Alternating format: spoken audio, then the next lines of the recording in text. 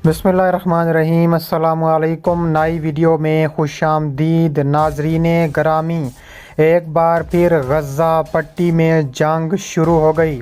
फ़लस्तीनी मुज़ाहिमत कारों की गज़ा से रॉकेट बारी के बाद इजराइल में सायरन बज उठे। फ़लस्तीनी मुज़ाहिमत कारों ने गज़ा पट्टी का कंट्रोल संभाल लिया। गज़ा पट्टी के अतराफ में इजरायली टैंकों और फ़ौजी गाड़ियों के कंट्रोल के मनाजिर सामने आ गए। वीडियो के तफसीलात में आगे बढ़ने से पहले हमारी वीडियो को लाइक कर दें, चैनल को सब्सक्राइब करके बेल आइकन पर ज़रूर क्लिक कर दें। बड़ी खबर, बड़ी ब्रेकिंग न्यूज़ पूरे सबूतों के साथ मैं पेश करने जा रहा हूं। आप गूगल पर चेक कर सकते हैं कि गज़ा की पट्टी से फ़लस्तीनी हुर्रियत पसंदों ने आज सुबह इजराइल पर कई दर्जन रॉकेट बरसा दिए, जिसके बाद इजराइल के तूलो अर्ज़ में ख़तरे के सायरन बज उठे। हवा को चीरते हुए रॉकेटों की सनसनाती आवाज़ गज़ा की फ़ज़ा में साफ सुनाई देती रही।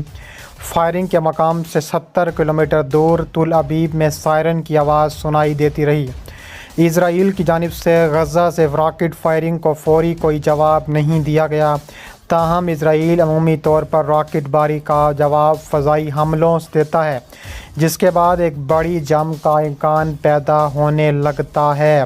रॉकेट बारी के लिए अभी तक गज़ा के किसी मुज़ाहिमती ग्रुप ने ज़िम्मेदारी कबूल नहीं की, लेकिन इजराइली रवायती तौर पर हमास को अपने ज़ेरे नगी गज़ा की पट्टी से इजराइल पर रॉकेट बारी का ज़िम्मेदार करार देता है।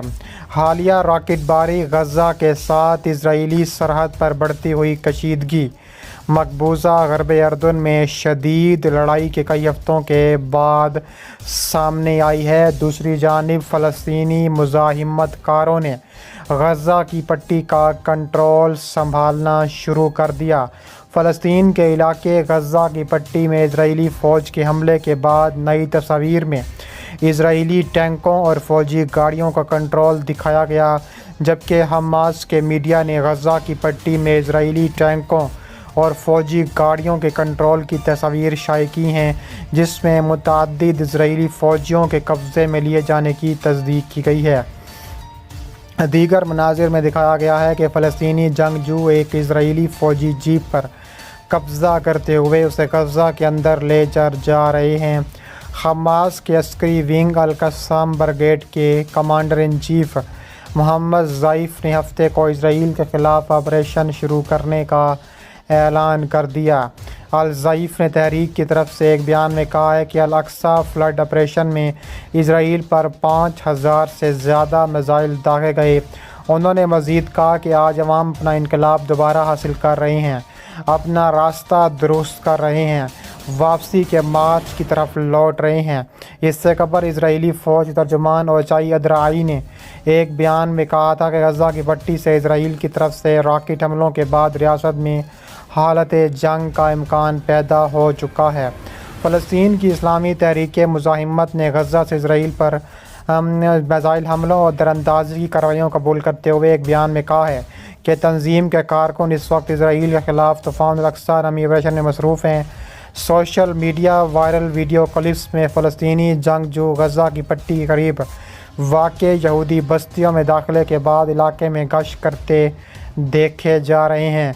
इससे कबल हमास ने एक बयान में बताया था कि तंजीम के अस्करी wing Izzuddin al-Qassam commander in chief Mohammed Zaid Abu al-Khalid ने कहा है कि फ़लस्तीनी अवाम अरब और इस्लामी दुनिया के अहम पैगाम जारी करने वाले हैं। हफ्ते के रोज़ इजरायली फ़ौज ने एक ऐलान में बताया है कि गज़ा की पट्टी से इजरायली शहरों पर दसियों रॉकेट हमले मिसाइल दागे जाने के बाद दर्जनों मुसल्लह मुज़ाहिमत कार इजरायली यहूदी बस्तियों में दाखिल होने में कामयाब हो गए। गज़ा के इर्द गिर्द वाक़े यहूदी बस्तियों के बासियों को हदायत की जाती हैं कि अपने घर में ही रहें। इसके अलावा हफ्ते की सुबह गज़ा की पट्टी से अचानक दसियों रॉकेट इजराइल पर दागे जाने का सिलसिला शुरू हो चुका है, जिसके बाद इजराइल के तौल अर्ज़ में ख़तरे के सायरन बज उठे। गज़ा के मुख्तलिफ़ इलाकों से रॉकेट बारी की आवाज़ें गूंजती रहीं। اسرائیلی فوجیوں نے بتایا ہے کہ متعدد فلسطینی مزاحمت کار غزہ کی پٹی سے اسرائیل داخل ہونے میں کامیاب ہو گئے ہیں۔ اس سے پہلے اسرائیلی ریڈیو نے بتایا تھا کہ جنگجوؤں نے سیلنگ پلین کے ذریعے اسرائیل میں داخلے کی کوشش کر دی ہے۔ اس کے علاوہ مزید کہا جا رہا ہے کہ اسرائیلی صدر کا ایسا اعلان کہ پورا اسرائیل تھر تھر کانپنے لگا ہے۔ تفصیلات کے مطابق قوم متحد رہے، ہمیں مشکل وقت کا سامنا ہے، اسرائیل کے صدر کا اعلان۔